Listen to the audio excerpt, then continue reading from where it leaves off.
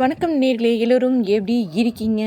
மீண்டும் இரவு சிந்தனை அப்படிங்கிற ஒரு அருமையான பதிவோடு உங்களை சந்திப்பதில் பெரும் மகிழ்வும், ஆனந்தமும். இந்த இரவு சிந்தனை அப்படிங்கிற பதிவுல நான் வாசித்த பதிவை உங்களோடு பகிர்ந்து கொள்வதில் பெரும் மகிழ்வாக உணர்கிறேன். இன்று அந்த வகையில இரவு சிந்தனையா பார்க்க இருப்பது, தவிர்க்க வேண்டிய 7 வகையான மனிதர்கள் யார் யார் அப்படிங்கிறத பார்க்க போறோம். ஆம். அந்த 7 வகையான மனிதர்கள் யார் அப்படின்னு அவளோட காத்துக்கிட்டே இருப்பீங்க இல்லையா? இந்த 7 வகையான மனிதர்கள் யார் அப்படின்னு உங்ககிட்ட நான் சொல்லப் போறேன். உப்பு மூட்டை மனிதர்கள். ஆம். முதல்ல நாம பார்க்க போறது உப்பு மூட்டை மனிதர்கள். உப்பு மூட்டை மனிதர்கள் எப்படி இருப்பாங்க அப்படின்னா, இந்த நபர்கள் கிட்ட நாம வச்சுக்கக்கூடாது எதையுமே. அவங்களோட எந்த தொடர்பும் வச்சுக்கக்கூடாது அப்படிங்கிறதுக்கு இந்த விளக்கம் சொல்லப்படுது. இந்த நபர்கள், அதாவது உப்பு மூட்டை மனிதர்கள் இருக்காங்க இல்லையா? அவங்க உங்க ஆற்றலை குறைக்கிறார்கள். அதனோடு உங்கள் நேரத்தையும் வீணடிப்பவர்கள் இந்த உப்பு மூட்டை மனிதர்கள்.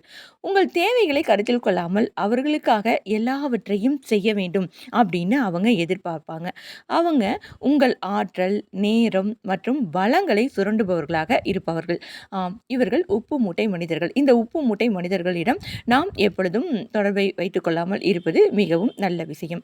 அடுத்து எந்த மனிதரோட நாம தொடர்பை வைத்துக்கூடாது, அதாவது தவிர்க்க வேண்டிய மனிதர்கள்ல கொசு மனிதர்கள். இவர்கள் எப்படி தவிர்க்க வேண்டிய மனிதர்களாக மாறுறாங்க அப்படின்னு பார்த்தோம்னா, இந்த மனிதர்கள் உங்கள் வாழ்க்கையில எதிர்மறையை செலுத்தினாலும், உங்களிடமிருந்து நன்மைகளை பெற விரும்புவார்கள். ஆனா, ஆ உங்கள் வாழ்க்கையில அவங்க எதிர்மறைய தான் செலுத்திட்டு இருப்பாங்க. ஆனா, உங்ககிட்ட இருந்து அவங்க நன்மைய பெற விரும்புவாங்க. அவர்கள் வழங்குவதற்கு நல்ல விஷயம் எதுவும் அவர்களிடம் இருக்காது. அதாவது உங்களுக்கு சொல்ல வேண்டிய நல்ல விஷயம் அவங்கள்கிட்ட எதுவுமே இருக்காது. ஆனா, எப்போதும் மற்றவர்களிடமிருந்து என்ன எடுக்க முடியும் அப்படிங்கிறதுலயே அவங்க குறியா இருப்பாங்க. இந்த கொசு மனிதர்கள். அதனால கொசு மனிதர்கள் தவிர்க்க வேண்டிய மனிதர்கள் அப்படிங்கிற அந்த லிஸ்ட்ல வந்துடுறாங்க. அடுத்து ஆதிக்க மனிதர்கள். இவர்களும் தவிர்க்க வேண்டிய மனிதர்கள் தான். இந்த ஆதிக்க மனிதர்கள் எப்படி இருப்பாங்க அப்படின்னா, இந்த நபர்கள் பெருமையை தேடுபவர்களாக மற்றும் பிறரை கட்டுப்படுத்துபவர்களாகவும் இருப்பாங்க. இவர்கள் எப்பயுமே பெருமையை பேசிட்டே இருப்பாங்க. பிறரை ஏதாவது ஒரு வகையில கட்டுப்படுத்தணும் அப்படின்னு நினைச்சிட்டே இருப்பாங்க. அவர்கள் ஒருமுறை உங்களுக்கு உதவினாலும் உங்கள் வாழ்க்கையில ஆதிக்கம் செலுத்த விரும்புவார்கள். அதாவது ஒரே ஒரு முறை தான் அவங்க உங்களுக்கு உதவி செஞ்சிருப்பாங்க. ஆனா எப்பயுமே உங்களை வந்துட்டு அவங்க கட்டுப்பாட்டிலேயே வச்சுக்கணும் அப்படின்னு நினைப்பாங்க. அவர்கள் உங்களை தங்கள் கட்டுப்பாட்டில் வைத்திருக்கவும் உங்கள் சுதந்திரத்தை கட்டுப்படுத்தவும் விரும்புபவர்களாக இருப்பாங்க. இவங்க யாரு அப்படின்னா ஆதிக்க மனிதர்கள் தான். அடுத்து அதாவது ஆதிக்க மனிதர்களை நம்ம தவிர்த்திடணும். அடுத்து முதலை மனிதர்கள். முதலை மனிதர்கள் எப்படி இருப்பாங்க அப்படின்னா, இவங்க உண்மையான நோக்கங்கள் இல்லாத பாசாங்கு மனிதர்கள். எப்பயுமே பாசாங்கு செஞ்சுட்டே இருப்பாங்க. அதாவது உங்களுக்கு நல்லது செய்யற மாதிரியே அவங்க இருக்கிற அவங்களுடைய அந்த பேச்சு. ஆனா உங்களுக்கு எந்த விதத்திலையும் நல்லது செஞ்சிடவே மாட்டாங்க.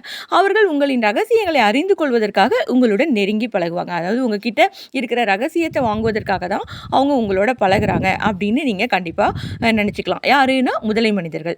மேலும் என்னன்னா, உங்களுக்குள் பிரச்சனை ஏற்படும் போது அந்த தகவலை உங்களுக்கு எதிராக பயன்படுத்தக்கூடிய கொடியவர்களாகவும் இருப்பாங்க. இவங்க ரொம்ப மோசமான ஒரு பல குணம் உடையவர்களாக இருக்கிறாங்க பார்த்தீங்களா? அதாவது உங்களுக்குள் பிரச்சனை ஏற்படும்போது அந்த தகவலை உங்களுக்கு எதிராக கொடியவராக அவங்க இருப்பாங்க. அவர்கள் பொய்யர்கள், முதுகில் குத்துபவர்கள் அப்படின்னு சொல்லலாம். இவர்கள் முதலை மனிதர்கள். இவர்களை நாம வாழ்க்கையில தவிர்த்திடணும். அடுத்து பச்சோந்தி மனிதர்கள். பச்சோந்தி மனிதர்கள் பத்தி நிறைய பேர் கண்டிப்பாக கேள்விப்பட்டிருப்பீங்க.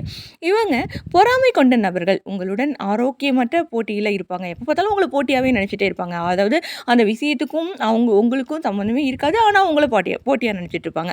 அவர்கள் எதிர்மறையான நோக்கங்களுடன் உங்கள் முன்னேற்றத்தை ரகசியமாக கண்காணித்து உங்கள் வெற்றிகளை ஆதரிக்காமல் அல்லது கொண்டாடாமல் உங்கள் தவறுகளை பெரிதாக்குவார்கள். அதாவது நீங்க வெற்றியும் அடைஞ்சிருப்பீங்க, நீங்க கொண்டாட வேண்டிய மனிதர்களாகவும் இருந்திருப்பீங்க. அப்படி இருந்தாலும் உங்ககிட்ட ஒரு சின்னூண்டு குறை இருக்கு பார்த்தீங்களா, அதை அவங்க பெரிதாக்க நினைச்சிட்டே இருப்பாங்க. கொஞ்சம் அசந்தாலும் உங்களை குற்ற உணர்வுல தள்ளிவிடுவாங்க. அடடா நாம பண்றது சரியில்லையோ அப்படின்னு உங்களையே குற்ற உணர்ச்சியில அவங்க தள்ளிடுவாங்க. இந்த பச்சோந்தி மனிதர்கள். அவங்க கிட்ட இருந்தும் நம்ம விலகி இருக்கிறது நல்ல விஷயம். அடுத்து யாருன்னா கனவு கொலையாளிகள்.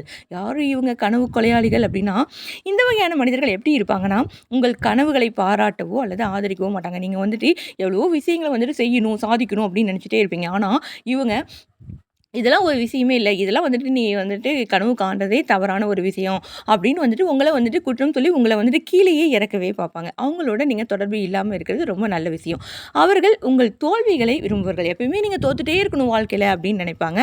எப்போதும் எதிர்மறையான விளைவுகளை உண்டாக்குபவர்களாகவும் அவங்க இருந்துட்டே இருப்பாங்க.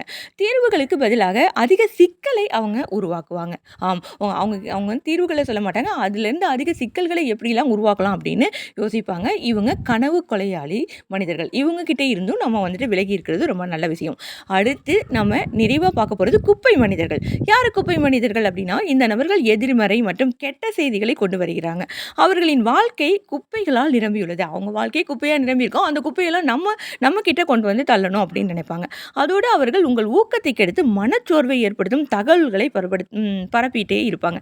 அதாவது நீங்க எதையாவது ஊக்கமா செய்யறீங்க அப்படின்னா, அதிலிருந்து அந்த செயல்ல இருந்து உங்கள வந்துட்டு தள்ளி வைக்கிறதுக்கு, மனச்சோர்வை ஏற்படுத்துறதுக்கு எதையாவது முயற்சி பண்ணிட்டே இருப்பாங்க. அவங்க கிட்ட இருந்தும் நீங்க கண்டிப்பா தள்ளி இருக்கணும். துரதிர்ஷ்டவசமா பிறர் இதயத்தை அப்படியே நொறுக்கி, அதை செய்தியாக்கி, அதில் சந்தோஷப்பட்டு வளர்பவர்கள் தான் இந்த குப்பை மனிதர்கள். ஆம், இந்த 7 வகையான மனிதர்கள் கண்டிப்பா நீங்க யாராவது இல்ல எல்லா வகையான மனிதர்களையும் இந்த 7 வகையான மனிதர்களையும் நீங்க வாழ்க்கையில சந்திச்சுட்டு இருப்பீங்க. கண்டிப்பா இவங்க எல்லாத்தையும் தவிர்த்துடுங்க. இவங்க எல்லாத்தையும் தவிர்த்துட்டீங்கன்னா, நீங்க வாழ்க்கையில நிம்மதியாவும், ஆனந்தமாவும் இருக்கலாம். உங்கள் செயல் வந்து எல்லாமே வெற்றி அடையும், காரிய சித்தியும் அடையும் அப்படின்னு இந்த குரு பூர்ணிமா நாள்ல உங்ககிட்ட நான் சொல்லிக்கிறேன். அன்பு நேயர்களே, மீண்டும் இதே போல ஒரு இரவு சிந்தனை நிகழ்ச்சியோட சந்திக்கலாம். அதுவரை உங்களிடமிருந்து விடைபெறுவது நான் உங்கள் அன்பு அறிவிப்பாளர் சகோதரி இளையவேணி கிருஷ்ணா. வணக்கம் அன்பு நேய சொந்தங்களே. நன்றி நேயர்களே.